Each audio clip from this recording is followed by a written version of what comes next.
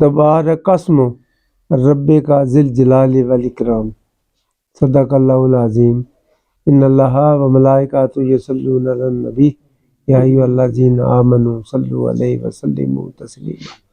اللہم صلی علی سیدنا مولانا محمد وعلی آل سیدنا مولانا محمد وصحاب سیدنا مولانا محمد وبارک وسلم علیہ۔ میں انتہائی واجب الاحترام رائے حق کے مسافر عاشقان رسول سب کو میری طرف سے مودبانہ السلام علیکم۔ میں نے ایک چھوٹی سی جو آیت پڑھنے کا شرف مجھے اللہ نے بخشا ہے، اس میں چھپی حقیقت کو ظاہر کرنے کے لیے کوشش کروں گا۔ مجھے اللہ حق بیان کرنے کی توفیق دے اور اپنے اس پہ عمل کرنے کی ہم سب کو توفیق عطا فرمائے۔ تبارک یعنی برکت والا، قسم یعنی نام رب کا، پروردگار کا، ذل جلال بڑی روب دبدبے والا، بڑی شان والا، آئے بڑی شان والا، والاکرام اکرامت والا، بزرگی والا۔ اکرام کہتے نہیں، کرامت بزرگی والا۔ یہ نام اللہ کا نام سب سے برکت والا،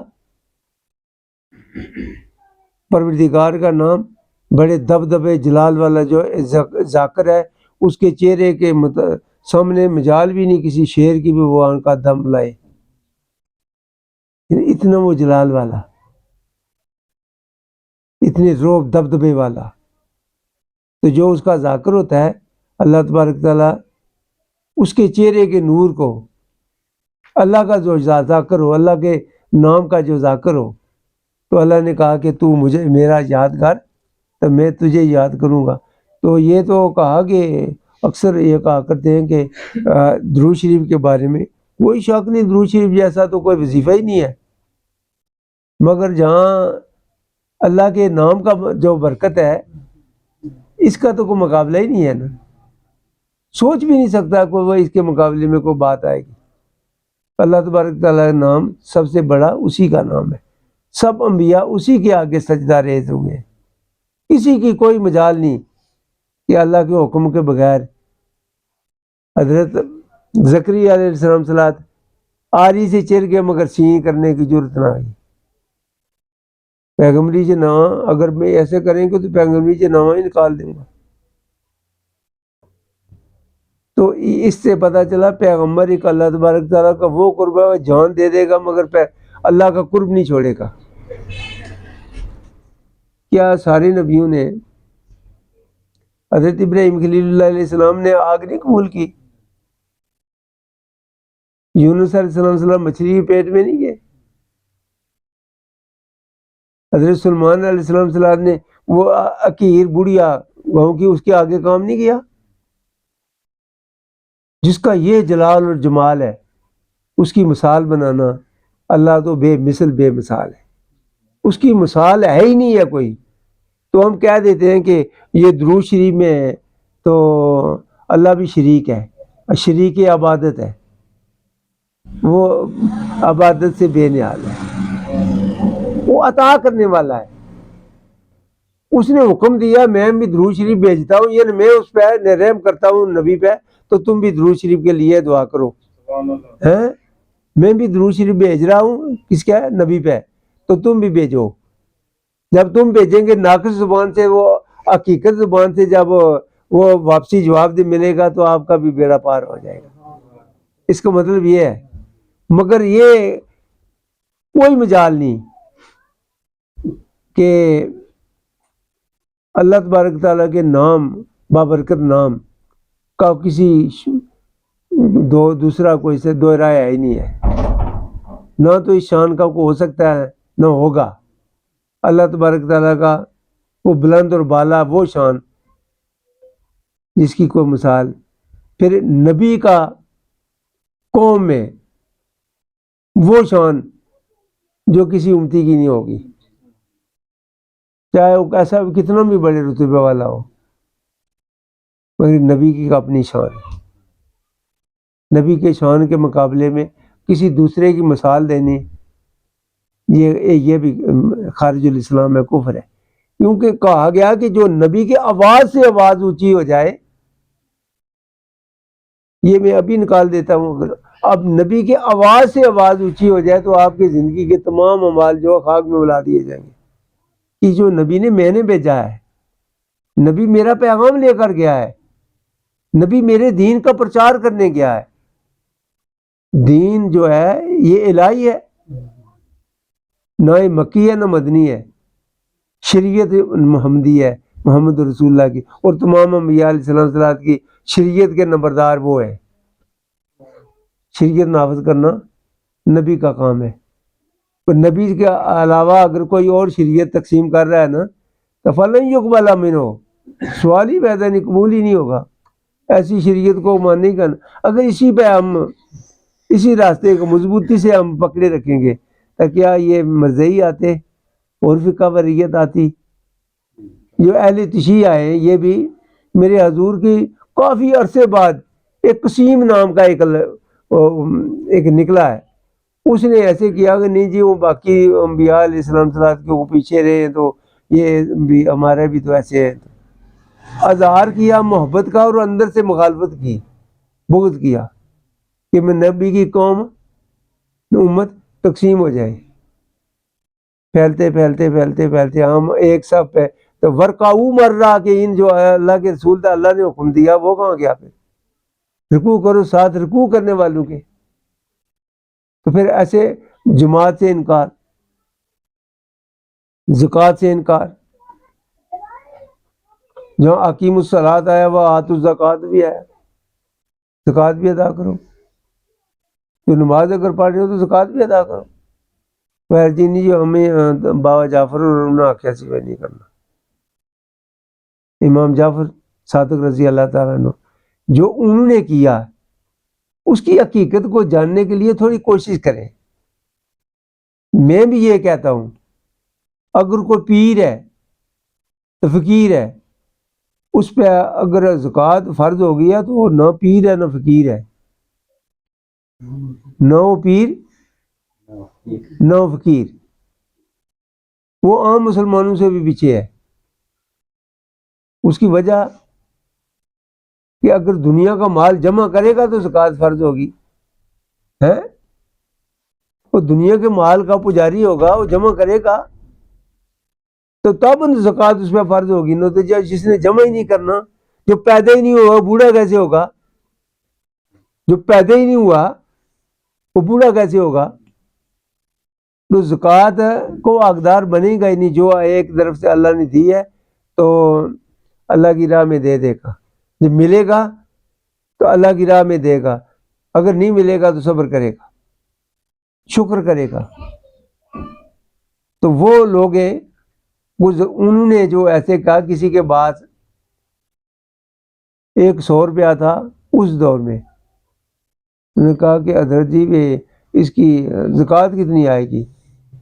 تو امام جعفر صادق رضی اللہ تعالیٰ عنہ ارشاد فرمایا کیا کرے گا یار رکھ کر، اور دے دے سارے، چھوڑ پر زکوٰۃ نکالنے کی سارے دے دے۔ اصل حقیقت تو یہ تھی، تو ہم نے اس کی جو اذیت بنا لی، نہیں یہ زکوٰۃ تو ہم ان کو ماننے والے ہیں، زکوٰۃ تو ہم پہ ہی نہیں ہے۔ کوٹھی بنا سکتے ہیں آپ 10 منزلہ، مربے خرید سکتے ہیں، کاریں خرید سکتے ہیں، دولت کا انبار رکھا ہوا اندر، بینکوں میں سیونگ اکاؤنٹ رکھے سود کے، تو ادھر سے یہ کہنا کہ جو ہم جو ایسے یار امام صادق جعفر صادق رضی اللہ تعالیٰ ان کو بھی ان کے قول کو بھی جٹلا رہے ہو۔ ایک تو قرآن کریم کی آیات جٹلائی کہ زکوٰۃ تو کوئی نہیں ہے، جو زکوٰۃ دی ہو ہم تو امام جعفر کو ماننے والے، تو امام جعفر کا قول مان لیں، چلو وہی مان لیں، جو کچھ ہوتا ہے اللہ کی راہ دیتے جائیں۔ میں بھی کئی بار مجھے ایک اپنے دوست نے فرمانے لگے کہ اللہ تبارک تعالیٰ آپ کو اتنا رزق ہے کہ کروڑوں روپیہ آپ کی زکوٰۃ بنے، اتنا اللہ تعالیٰ، میں نے کہا یہ اپنے پاس ہی رکھو، یہ دعا اپنے پاس ہی رکھو، اللہ تبارک تعالیٰ می تو زکوٰۃ کے قابل ہی نہ بنائے۔ یار یہ کیسی بات بات دعا کر رہے ہوتا، کہنے لگے میں نے یہ کیا کہہ رہے ہو حضرت، میں بڑا آپ کا محبت بھی رکھتا ہوں، عقیدت مند بھی ہوں، یہ کیا؟ میں نے کہا اللہ تبارک تعالیٰ مجھے زکوٰۃ کے قابل نہ بنائے۔ انہوں نے کہا کروڑوں روپے تو آپ کی زکوٰۃ ہے، اللہ اتنا رزق آپ کو دے۔ میں نے کہا یہ بدوا اپنے پاس ہی رکھے، مجھے اللہ زکوٰۃ کے قابل ہی نہ بنائے، کہ جب زکوٰۃ کے قابل وہی ہوگا جو دنیا کے مال کو سمیٹے گا، جمع کرے گا۔ تو جمع کرے گا تو زکوٰۃ فرض ہوگی نا، تو جمع ہی نہیں کرے گا تو زکوٰۃ کیسے فرض ہوگی؟ اللہ پہ بھروسہ رکھے نا، ورنہ توکل ہو، میں بھروسہ کرتا ہوں تجھے، وہ اللہ پہ بھروسہ رکھے نا، یا جو کچھ ہے دے دے، آج دیا کل بھی دے گا۔ اگر جمع کریں گے تو دنیا دار نہیں ہوں گے، مالدار ہوں گے، زکوٰۃ دیتے جائے تو۔ دنیا دار صرف دنیا کی بات کرے گا، وہ جو زکوٰۃ ادا کرتا ہے اسے مالدار کہیں گے۔ جب اسے مال دیا تو اس نے اللہ کی راہ میں خرچ کیا۔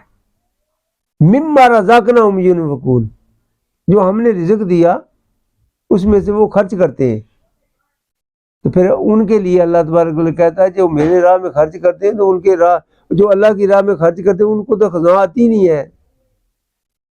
واللہ یرزق من یشاء بغیر حساب، میں اتنا رزق دیتا ہوں جو ان کے شمار میں نہ آئے۔ تو پھر جوڑنے کی کیا ضرورت ہے یار؟ پھر کیوں جوڑ رہے ہو یار؟ کبھی بھی اپنے پاس لے کر نہیں۔ کمری مولا شریف چلا ہوں اپنے پیر خانے میں، دیکھا کہ یہاں کوئی دو رائے نہیں ہے، کبھی ڈھول ڈمکا نہیں سنا۔ پیر زاہد خان صاحب کی خدمت میں حاضر رہا ہوں، کافی عرصہ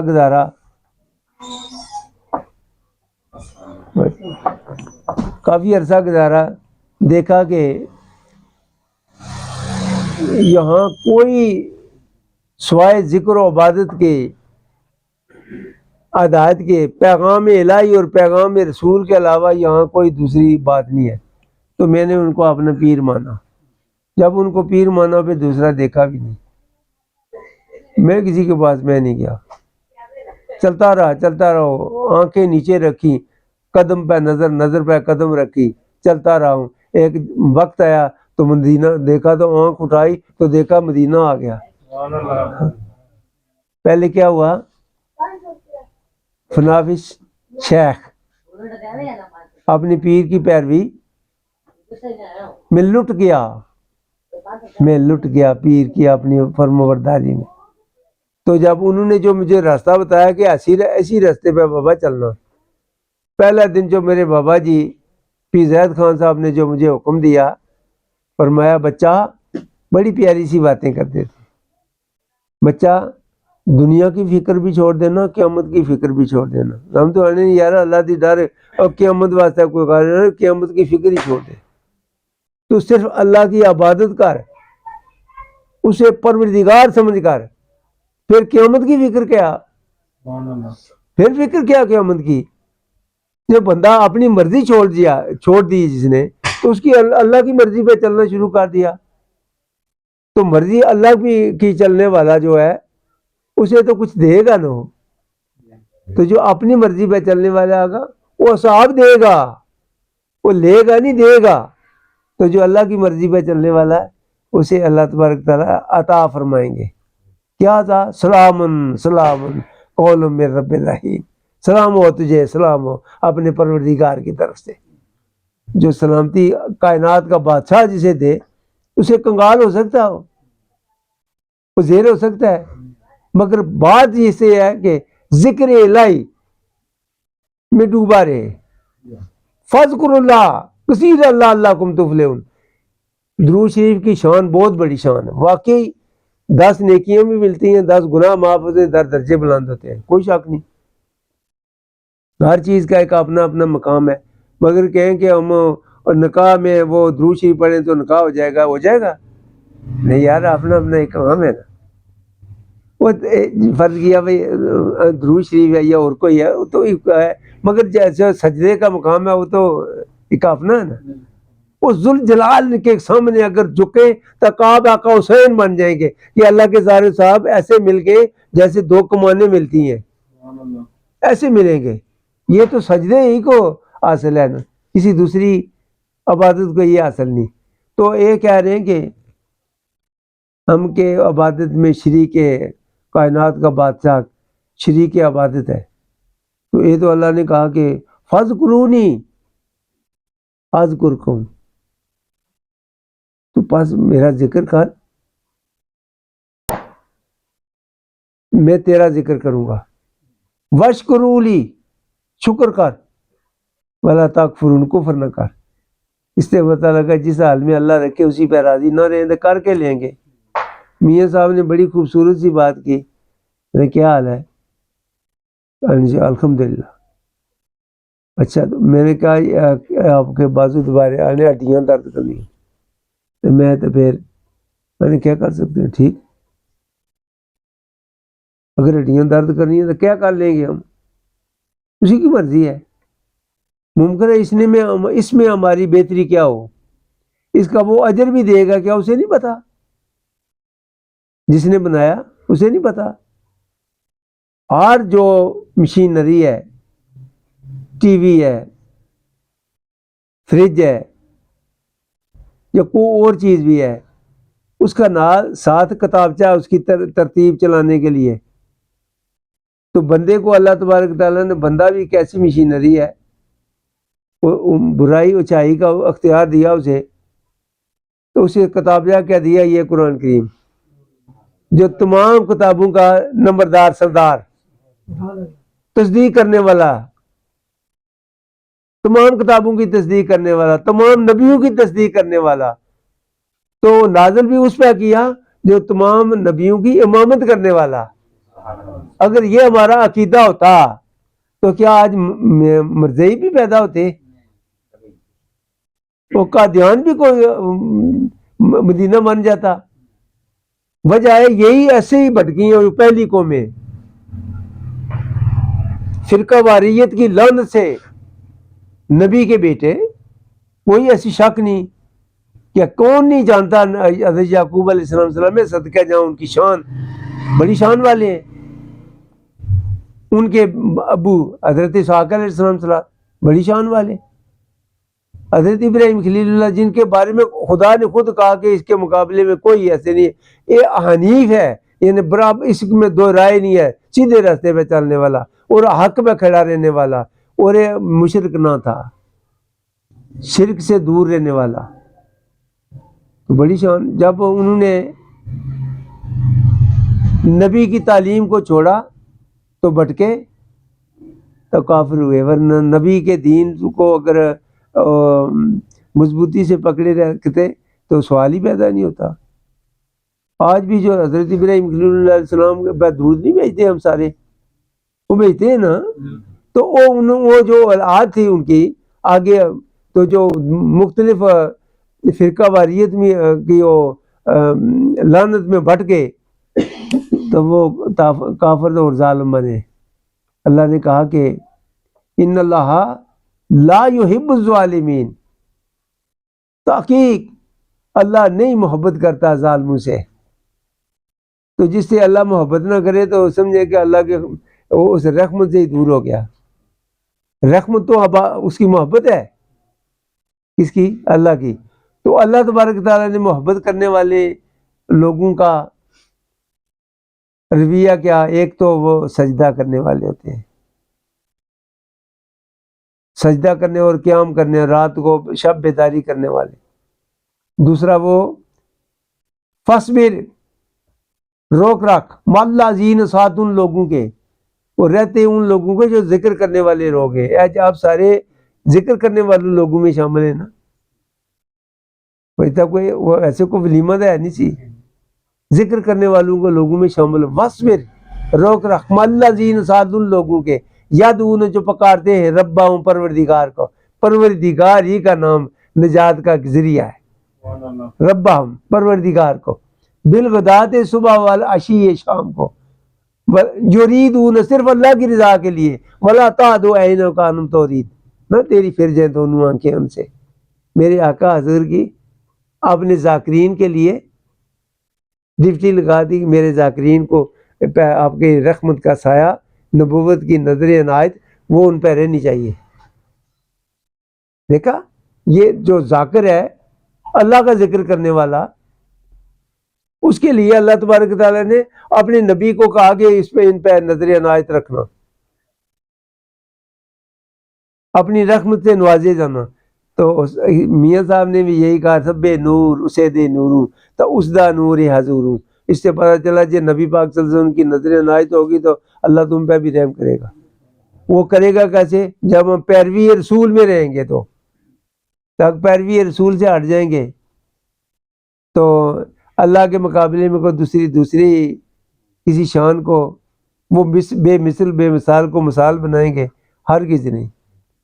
تو نبی اپنی قوم میں، امت میں، اس کے مقابلے میں کسی دوسرے کی اگر شان بنائیں گے تو یہ بھی کفر ہے، سوال ہی پیدا نہیں ہوتا۔ وہ اللہ تبارک تعالیٰ کا پیغام لے کر آنے والا وہ سچا نبی، اس کے مقابلے میں کسی دوسرے کو ترجیح دیں گے، وہ ان کا سہارا، وہ ان کا سہارا، یہ کیسی بات ہے؟ نبی کا سہارا تو ہوتا ہی نہیں ہے۔ وہ باب آدم سے لے کر محمد رسول اللہ دیکھ لیں، سارے نبیوں کو نظر ڈالے، کوئی کسی ایک نبی کا بھی کوئی سہارا نہ تھا سوائے اللہ کے۔ وہ باب آدم علیہ السلام صلی اللہ کو مما تھی، وہ ابا تھے، اللہ ہی سہارا تھا۔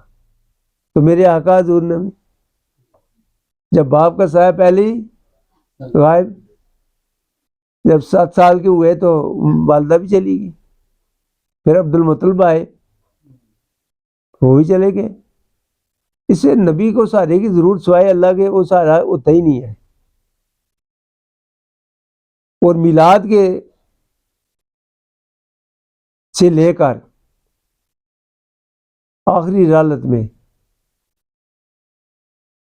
وہ جو اللہ تبارک تعالیٰ کا عہد ہے پورا کرنے تک، زندگی کا آخری سانس بارگاہ الہی میں سپرد کرنے تک، کوئی کسی کا محتاج نبی نہیں ہوتا، نہ اس پہ کوئی چیز دوسری غالب آئے گی۔ تو ہم ایسے کریں کہ نبی سے محبت کریں تو جھوٹ نہ بولیں، بغاوت نہ کریں۔ یہ نا اظہار محبت کا کہ ہم محبت کر رہے ہیں، ہم بڑی محبت کرنے والے، تو دکھاوا کرنے کی کیا ضرورت ہے؟ کیا اس سے کیا پتہ چلا اللہ سمیع البصیر نہیں ہے؟ میرے آقا حضور جانتے نہیں آپ کی محبت میں؟ اگر جانتے نہ ہوتے تو خواجہ ویس کرنے کو کیوں اپنا کرتا مبارک دیا نا؟ تو اس سے پتہ لگا چلا کہ جو محبت کرنے والے ان کو میرے آقا اپنی آنکھوں سے دیکھ رہے ہیں، ان کو پتہ ہے، وہ جانتے ہیں۔ تو اس لیے میرے دوستو حقیقت شناسی پہ چلو، ذکر اللہ کے مقابلے میں کوئی کسی کا ذکر کا سوال ہی پیدا نہیں ہوتا۔ درود شریف کی بہت بڑی شان ہے مگر اپنی جگہ، ذکر کی اپنی ہے، نماز کی اپنی ہے۔ ایک کو میں نماز نہیں ادا کرتا، اللہ کو حکم کا نافرمانی کر رہا ہے، اللہ کے حکم کی صرف نافرمانی کر رہا ہے۔ یہ ہے نا وہ من ترک الصلاۃ وقد کفر، جس نے جان بوجھ کر نماز کو ترک کیا انہیں کفر کیا۔